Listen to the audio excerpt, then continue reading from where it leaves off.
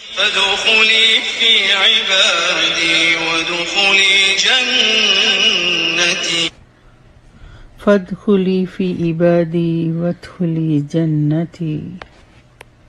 اے بندے داخل ہو جا میری جنتوں کی طرف۔ وَنَحْمَدُهُ وَنُصَلِّي عَلَىٰ رَسُولِهِ الْكَرِيمِ اما بعد اعوذ باللہ من الشیطان الرجیم بسم اللہ الرحمن الرحیم۔ نماز جمعہ کے دن کی فضیلت۔ رسول اللہ صلی اللہ علیہ وسلم نے فرمایا، خیر یوم طلعت علیہ الشمس یوم الجمعۃ فیہ خلق آدم وفیہ اخرج منہا ولا تقوم الساعۃ الا فی یوم الجمعۃ۔ بہترین دن جس پر سورج طلوع ہو کر چمکے جمعے کا دن ہے۔ اسی دن آدم علیہ السلام پیدا کیے گئے، اسی دن جنت میں داخل کیے گئے، اسی دن جنت سے نکالے گئے، اور قیامت بھی جمعے کے دن قائم ہوگی۔ جمعہ کی فرضیت۔ ارشاد باری تعالیٰ ہے، یا ایہا الذین آمنوا اذا نودی للصلاۃ من یوم الجمعۃ فاسعوا الی ذکر اللہ وذروا البیع ذالکم خیر لکم ان کنتم تعلمون۔ سورہ الجمعہ آیت 9۔ اے اہل ایمان، جب جمعے کے دن نماز جمعہ کے لیے اذان دی جائے تو اللہ کے ذکر، خطبہ اور نماز کی طرف دوڑو، اور اس وقت کاروبار چھوڑ دو۔ اگر تم سمجھو تو یہ تمہارے حق میں بہت بہتر ہے۔ سیدنا ابو الجعد زمری رضی اللہ تعالیٰ عنہ سے روایت ہے کہ رسول اللہ صلی اللہ علیہ وسلم نے فرمایا، جو شخص سستی کی وجہ سے 3 جمعے چھوڑ دے تو اللہ تعالیٰ اس کے دل پر مہر لگا دیتا ہے۔ آپ صلی اللہ علیہ وسلم نے فرمایا، لوگ جمعہ چھوڑنے سے باز آ جائیں، ورنہ اللہ تعالیٰ ان کے دلوں پر مہر لگا دے گا، پھر وہ غافل ہو جائیں گے۔ سیدنا ابن مسعود رضی اللہ تعالیٰ عنہ سے روایت ہے کہ رسول اللہ صلی اللہ علیہ وسلم نے ان لوگوں کے گھروں کو جو بلا عذر جمعے سے پیچھے رہتے ہیں جلا دینے کا قصد کیا۔ ایک موقع پر نبی صلی اللہ علیہ وسلم نے فرمایا، میرا جی چاہتا ہے کہ کسی کو اپنی جگہ نماز پڑھنے کے لیے کھڑا کروں اور جا کر ان لوگوں کے گھروں کو آگ لگا دوں جو جمعہ پڑھنے کے لیے نہیں آتے۔ معلوم ہوا کہ جمعہ چھوڑنا بہت بڑا گناہ، اس پر شدید وعید ہے، لہٰذا ہر مسلمان پر جمعہ پڑھنا فرض ہے۔ اس میں سستی نہیں کرنی چاہیے۔ جب خطیب ممبر پر چڑھے اور اذان ہو جائے تو سارے کاروبار حرام ہو جاتے ہیں۔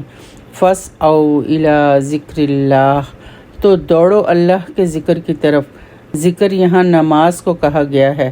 وذروا البیع، اور چھوڑ دو خرید و فروخت۔ ذالکم خیر لکم ان کنتم تعلمون، یہ بہتر ہے تمہارے لیے اگر ہو تم علم رکھتے۔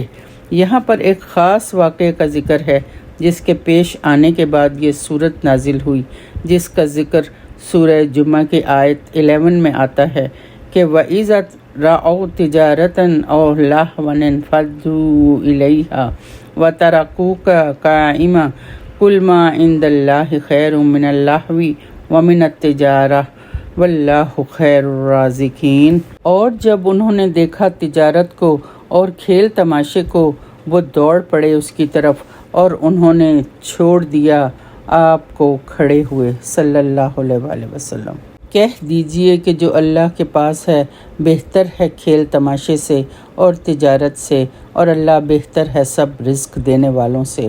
وہ واقعہ کچھ یوں ہے کہ آپ صلی اللہ علیہ وسلم جب مکہ سے ہجرت کر کے مدینہ آئے تو یہاں ایک بار سخت قحط پڑا، یعنی کھانے پینے کی جو اشیاء تھیں وہ کم ہو گئیں، مقامی بازار میں نہیں ملتی تھیں۔ ایسی صورت میں لوگ دوسرے شہروں میں جا کر وہاں سے چیزیں لاتے اور پھر لا کر ان کو یہاں بیچتے۔ داہیہ الکلبی ایک تاجر تھے، وہ شام کے علاقے سے گندم، زیتون اور کھانے کی کچھ اور چیزیں لاتے اور آ کر مدینہ میں فروخت کر دیتے۔ ہوا یہ کہ اس مرتبہ بھی یہ چیزیں لائے تو اتفاق سے وہ جمعہ کا دن تھا۔ اس زمانے میں لوگوں کو اطلاع دینے کے لیے قافلے کے آگے آگے طبل بجایا جاتا تھا، جس سے لوگ جان جاتے تھے کہ قافلہ تجارتی مقصد سے آیا ہے۔ اب ہوا یہ کہ جمعہ کا دن ہے، آپ صلی اللہ علیہ وسلم خطبہ دے رہے ہیں، قحط سالی ہے اور کھانے پینے کو کچھ نہیں ہے۔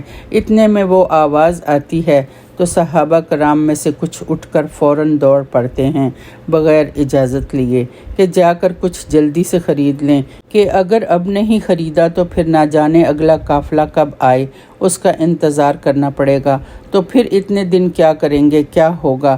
بہرحال وہ نکلے تو آپ صلی اللہ علیہ وسلم نے پوچھا کہ کتنے لوگ باقی رہ گئے ہیں، تو پتہ چلا کہ ایک عورت اور 12 مرد، اور باقی سب چلے گئے تھے۔ تو اس پر آپ صلی اللہ علیہ وسلم نے فرمایا کہ اگر تم سب چلے جاتے تو مدینہ کی اس وادی میں آگ بہہ پڑتی، یعنی یہ اتنا بڑا جرم تھا۔ تو بات یہ ہے کہ صحابہ کرام انسان تھے اور انسانی ضروریات ان کے ساتھ تھیں، اور ان کی ابھی وہ تربیت نہیں ہوئی تھی، ابھی انہوں نے ان تمام چیزوں کے بارے میں جانا نہیں تھا، لہٰذا بروقت اصلاح کر دی گئی۔ اور کیا کہا گیا؟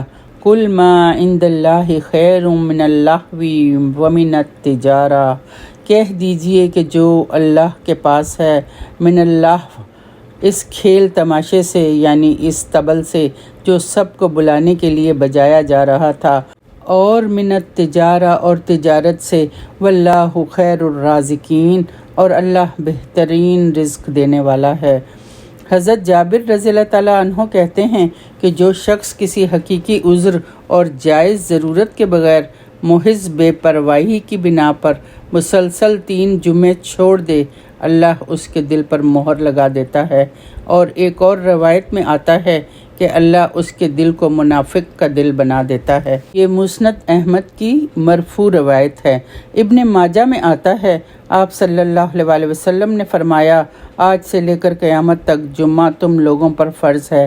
جو شخص اسے معمولی سمجھ کر یا اس کا حق نہ مان کر چھوڑے، اللہ اس کا حال درست نہ کرے، نہ اسے برکت دے۔ خوب سن رکھو، اس کی نماز نماز نہیں، اس کی زکوٰۃ زکوٰۃ نہیں، اس کا حج حج نہیں، اس کا روزہ روزہ نہیں، اس کی نیکی نیکی نہیں، جب تک کہ وہ توبہ نہ کرے۔ پھر جو توبہ کر لے تو اللہ اس کو معاف کرنے والا ہے۔ اس سے پتہ چلتا ہے کہ نماز جمعہ مردوں کے لیے کتنا اہم ہے، اور اس کو ادا نہ کرنا کتنا بڑا جرم ہے، اور اس ایک نماز کے ادا نہ کرنے سے باقی تمام کی ہوئی نیکیاں بھی ضائع ہو جاتی ہیں۔ آپ صلی اللہ علیہ وسلم نے ہجرت کے بعد مسجد قباء میں سب سے پہلے جمعہ پڑھایا تھا۔ جمعہ کا لفظ عربوں میں دور اسلام سے پہلے بھی تھا، اس کو عروبہ بھی کہتے تھے۔ عروبہ کا معنی رحمت ہے۔ کہا جاتا ہے کہ مکہ میں سب سے پہلے کعب بن لوئی آپ صلی اللہ علیہ وسلم کے اجداد میں سے ہیں۔ انہوں نے اپنے خاندان کو جمع کیا تھا، اور اس دن وہ انہیں نصیحت وغیرہ کیا کرتے تھے اور خطبہ دیتے تھے، اور خطبہ میں یہ جو الفاظ اما بعد بولا جاتا ہے یہ بھی انہی کی طرف سے منسوب کیا جاتا ہے کہ انہوں نے سب سے پہلے یہ لفظ بولا تھا۔ آپ صلی اللہ علیہ وسلم نے مدینہ پہنچتے ہی 5ویں دن جمعہ پڑھایا۔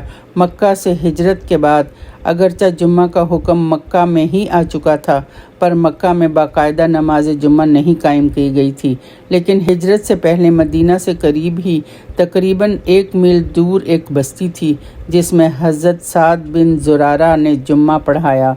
رسول اللہ صلی اللہ علیہ وسلم نے جمعے کے دن مسجد میں نماز جمعہ سے پہلے حلقہ بنانے سے منع فرمایا۔ سیدنا انس رضی اللہ تعالیٰ عنہ کہتے ہیں کہ رسول اللہ صلی اللہ علیہ وسلم شدید سردی میں جمعے کی نماز جلدی پڑھتے تھے اور شدید گرمی میں دیر سے پڑھتے تھے۔ سیدنا جابر رضی اللہ تعالیٰ عنہ کہتے ہیں کہ جب رسول اللہ صلی اللہ علیہ وسلم خطبہ دے رہے ہوتے تو آپ کی آنکھیں سرخ ہو جاتی، آواز بلند ہوتی اور غصہ سخت ہو جاتا، جوش میں آ جاتے تھے، گویا کہ آپ ہمیں کسی ایسے لشکر سے ڈرا رہے ہیں جو صبح یا شام ہم پر حملہ کرنے والا ہو، اور فرماتے، میں اور قیامت اس طرح ساتھ ساتھ بھیجے گئے ہیں۔ یہ کہتے ہوئے آپ اپنی شہادت کی اور درمیانی انگلی کو ملاتے۔ دوران خطبہ میں 2 رکعتیں پڑھ کر بیٹھنا۔ رسول اللہ صلی اللہ علیہ وسلم جمعے کا خطبہ دے رہے تھے کہ ایک شخص سیدنا سلیق غطفانی رضی اللہ تعالیٰ عنہ مسجد میں آئے اور 2 رکعتیں پڑھے بغیر بیٹھ گئے۔ نبی کریم صلی اللہ علیہ وسلم نے پوچھا، کیا تم نے 2 رکعتیں پڑھی ہیں؟ انہوں نے عرض کیا، نہیں اللہ کے رسول۔ آپ صلی اللہ علیہ وسلم نے حکم دیا، کھڑے ہو جاؤ اور 2 رکعتیں پڑھ کر بیٹھو۔ پھر آپ صلی اللہ علیہ وسلم نے ساری امت کے لیے حکم دے دیا کہ جب تم میں سے کوئی ایسے وقت مسجد آئے کہ امام جمعہ کا خطبہ دے رہا ہو تو اسے 2 مختصر سی رکعتیں پڑھ کر بیٹھنا چاہیے۔ گردنیں پھلانگنے کی ممانعت۔ سیدنا عبداللہ بن بصر رضی اللہ تعالیٰ عنہ سے روایت ہے کہ جمعے کے دن رسول اللہ صلی اللہ علیہ وسلم خطبہ دے رہے تھے کہ ایک شخص لوگوں کی گردنیں پھلانگتا ہوا آنے لگا تو آپ نے یہ دیکھ کر فرمایا، بیٹھ جاؤ، تم نے اس عمل سے لوگوں کو ایذا دی ہے۔ معلوم ہوا کہ نماز جمعہ کے لیے آنے والوں کو چاہیے کہ جہاں جگہ ملے وہیں بیٹھ جائیں۔ جمعہ کے لیے پہلے آنے والوں کا ثواب۔ سیدنا ابو ہریرہ رضی اللہ تعالیٰ عنہ کہتے ہیں کہ رسول اللہ صلی اللہ علیہ وسلم نے فرمایا، فرشتے جمعہ کے دن مسجد کے دروازے پر ثواب لکھنے کے لیے ٹھہرتے ہیں اور سب سے پہلے آنے والے کا نام لکھ لیتے ہیں، پھر اس کے بعد آنے والے کا، اسی طرح نمبر وار لکھتے جاتے ہیں۔ جو شخص نماز جمعہ کے لیے اول وقت میں جاتا ہے اسے اتنا ثواب ملتا ہے جتنا حرم کی طرف قربانی کے لیے اونٹ بھیجنے والے کو ثواب ملتا ہے۔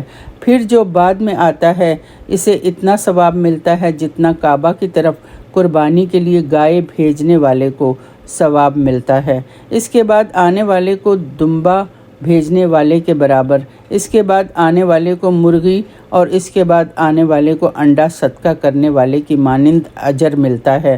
اور پھر جب امام خطبہ دینے کے لیے نکلتا ہے تو فرشتے دفتر یعنی لکھے ہوئے اوراق لپیٹ لیتے ہیں اور خطبہ سننے لگتے ہیں۔ رسول اللہ صلی اللہ علیہ وسلم نے فرمایا، جمعہ کے دن ایک گھڑی ایسی ہے جو مسلمان اس گھڑی میں نماز کی حالت میں کھڑا اللہ تعالیٰ سے بھلائی کا سوال کرے تو اللہ تعالیٰ اسے وہ بھلائی ضرور عطا فرماتا ہے۔ نبی کریم صلی اللہ علیہ وسلم نے فرمایا، جمعے کے دن قبولیت کی گھڑی امام کے منبر پر بیٹھنے سے لے کر نماز کے خاتمے تک کے درمیان ہے۔ خطبہ جمعہ کے مسائل۔ رسول اللہ صلی اللہ علیہ وسلم 2 خطبے ارشاد فرماتے، ان کے درمیان بیٹھتے، خطبے میں قرآن مجید پڑھتے اور لوگوں کو نصیحت کرتے۔ آپ صلی اللہ علیہ وسلم کی نماز بھی اوسط انداز کی اور خطبہ بھی اوسط انداز کا ہوتا تھا، یعنی درمیانہ۔ آپ صلی اللہ علیہ وسلم نے فرمایا، آدمی کی لمبی نماز اور مختصر خطبہ دانائی کی علامت ہے، لہٰذا نماز طویل کرو اور خطبہ مختصر کرو۔ نبی صلی اللہ علیہ وسلم خطبہ جمعہ میں سورہ قاف کی تلاوت فرماتے تھے۔ سیدنا ابو ہریرہ رضی اللہ تعالیٰ عنہ روایت کرتے ہیں کہ رسول اللہ صلی اللہ علیہ وسلم نے فرمایا، جمعے کے خطبے میں جب تو اپنے پاس بیٹھنے والے کو از راہ نصیحت یہ کہے چپ رہو تو بلا شبہ تو نے بھی لغو کام کیا۔ اس سے پتہ چلا کہ دوران خطبہ کسی بھی قسم کی گفتگو جائز نہیں، خاموشی سے خطبہ سننا چاہیے، البتہ خطیب اور سامع یعنی سننے والے ضرورت کے وقت ایک دوسرے سے مخاطب ہو سکتے ہیں۔ سیدنا ابن عمر رضی اللہ تعالیٰ عنہ کہتے ہیں کہ رسول اللہ صلی اللہ علیہ وسلم نے اس سے منع فرمایا ہے کہ آدمی اپنے بھائی کو اٹھا کر اس کی جگہ پر بیٹھے۔ نافع رضی اللہ تعالیٰ عنہ سے پوچھا گیا، کیا صرف جمعہ میں منع ہے؟ فرمانے لگے، جمعہ میں اور اس کے علاوہ بھی۔ سیدنا عمار بن رویبہ رضی اللہ تعالیٰ عنہ سے روایت ہے کہ انہوں نے بشیر بن مروان کو جمعے کے دن منبر پر دونوں ہاتھ اٹھاتے ہوئے دیکھا تو فرمایا، اللہ تعالیٰ ان دونوں ہاتھوں کو ہلاک کرے۔ نبی صلی اللہ علیہ وسلم خطبہ میں صرف ایک ہاتھ کی شہادت والی انگلی سے اشارہ کرتے تھے۔ نبی اکرم صلی اللہ علیہ وسلم نے کھڑے ہو کر خطبہ دیا اور آپ کے ہاتھ میں عصا یا کمان تھی۔ نبی اکرم صلی اللہ علیہ وسلم 2 خطبے دیتے اور ان کے درمیان بیٹھتے تھے۔ محض جمعہ کے دن کا روزہ رکھنا۔ نبی اکرم صلی اللہ علیہ وسلم نے جمعے کے دن روزے کے لیے اور جمعہ کی شب، جمعرات اور جمعہ کی درمیانی شب کو عبادت کے لیے خاص کرنے سے منع فرمایا ہے۔ جمعہ کے دن بارش ہو رہی ہو تو نماز جمعہ کے متعلق بھی صلو فی بیوتکم، گھروں میں نماز پڑھو کہنا اور نماز گھروں میں پڑھنا درست ہے۔ سیدنا عبداللہ بن زبیر کے زمانے میں جمعے کے دن عید ہوئی تو انہوں نے کافی دیر سے نماز عید پڑھائی، جمعہ نہ پڑھایا۔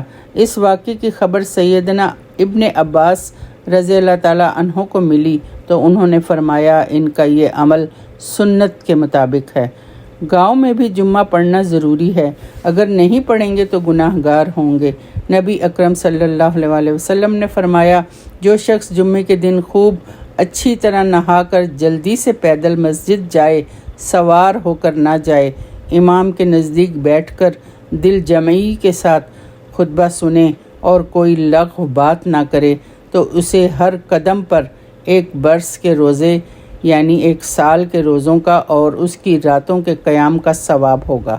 رسول اللہ صلی اللہ علیہ وسلم نے فرمایا جو شخص غسل کر کے جمعہ کے لیے آتا ہے اور خطبہ شروع ہونے تک جس قدر ہو سکے نوافل ادا کرتا ہے، پھر خطبہ جمعہ شروع سے آخر تک خاموشی کے ساتھ سنتا ہے تو اس کے گزشتہ جمعہ سے لے کر اس جمعہ تک اور مزید 3 دن کے گناہ معاف کر دیے جاتے ہیں۔ نوٹ کرنے کی بات، یہاں پر گناہوں کی بخشش کس چیز سے منسلک ہے، یعنی لوگوں کے لیے تکلیف کا باعث نہ بنے۔ جمعہ کے دن کرنے کے کام، جمعہ کے دن مسواک اور خوشبو کا استعمال کرنا، تیل لگانا، نبی صلی اللہ علیہ وسلم پر درود بھیجنا، سورہ الکہف پڑھنا، پھر نماز جمعہ پڑھنا۔ نماز جمعہ کے آداب، وقت پر آنا، بیٹھنے کا طریقہ، مثلا خطبہ کے وقت گھٹنوں کو پیٹ کے ساتھ ملا کر بیٹھنے سے منع کیا ہے آپ صلی اللہ علیہ وسلم نے۔ کیوں کہ یہ غفلت اور آرام کا بیٹھنا ہے۔ مناسب جگہ پر بیٹھنا، لوگوں کی گردنیں پھلانگتے ہوئے نہ نکلیں، صفیں سیدھی اور ترتیب سے رکھیں۔ خطبے کے وقت خاموشی اختیار کرنا، خطبے کے وقت کسی کو یہ کہنا چپ کرو یہ بھی منع ہے، اتنا بھی نہیں کہہ سکتے کسی کو۔ صحابہ کرام ایسے بیٹھا کرتے تھے جیسے ان کے سروں پر پرندے ہیں، اگر انہوں نے حرکت کی تو وہ اڑ جائیں گے۔ ہمیں یہ بات اچھی طرح ذہن نشین کر لینی چاہیے، قرآن ہمیں بتا رہا ہے کہ جمعہ کا دن چھٹی کا دن نہیں ہے۔ اللہ تعالی ہمیں جمعہ کو خصوصی عبادت کا حکم دے رہے ہیں، جمعہ کی تیاری کا حکم دے رہے ہیں، اور پھر فرماتے ہیں کہ نماز پڑھنے کے بعد فانتشروا فی الارض، زمین میں پھیل جاؤ، یعنی اپنے اپنے کام کاج کے لیے نکل جاؤ۔ وابتغوا من فضل اللہ، اس زمین میں اللہ کا فضل تلاش کرو۔ فضل میں 4 باتیں آتی ہیں۔ نمبر 1 رزق روزی کی تلاش، نمبر 2 نیکی کے کام، مثلا بیمار کی عیادت، جنازے میں شرکت کرنا، نمبر 3 اللہ کی خاطر کسی سے ملاقات کے لیے جانا، نمبر 4 علم حاصل کرنا اور اپنے مخصوص کام پر واپس لوٹنا۔ نماز جمعہ کی خاطر جو بھی اپنا کام، نوکری یا تجارت چھوڑ کر آئے ہیں اسے واپس جا کر دوبارہ شروع کر سکتے ہیں۔ جمعے کے دن کام کرنے سے منع نہیں کیا گیا، بلکہ یہ حکم دیا گیا ہے کہ جاؤ اور اللہ کا فضل تلاش کرو اور کثرت سے اللہ کا ذکر کرو تاکہ تم فلاح پا جاؤ۔ ہمیں دین اور دنیا ساتھ ساتھ لے کر چلنے کا حکم دیا جا رہا ہے کہ عبادت بھی کرو اور ساتھ ساتھ دنیا کے کام بھی کرو، کیونکہ ذریعہ معاش تلاش کرنا بھی نہایت اہم اور ضروری ہے۔ عام طور پر یہ سمجھا جاتا ہے کہ دین اور دنیا ساتھ ساتھ نہیں چل سکتے، یہ بالکل ہی غلط مفروضہ ہے۔ عبادت بھی اور تلاش معاش بھی دونوں بے حد ضروری ہیں۔ جمعہ کے متفرق مسائل، رسول اللہ صلی اللہ علیہ وسلم نے فرمایا جس کا اللہ اور آخرت کے دن پر ایمان ہے اس پر جمعہ فرض ہے۔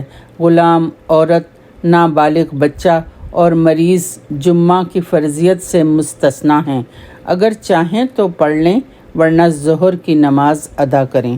ربنا تقبل منا انک انت السمیع العلیم وتب علینا انک انت التواب الرحیم وآخر دعوانا ان الحمد للہ رب العالمین۔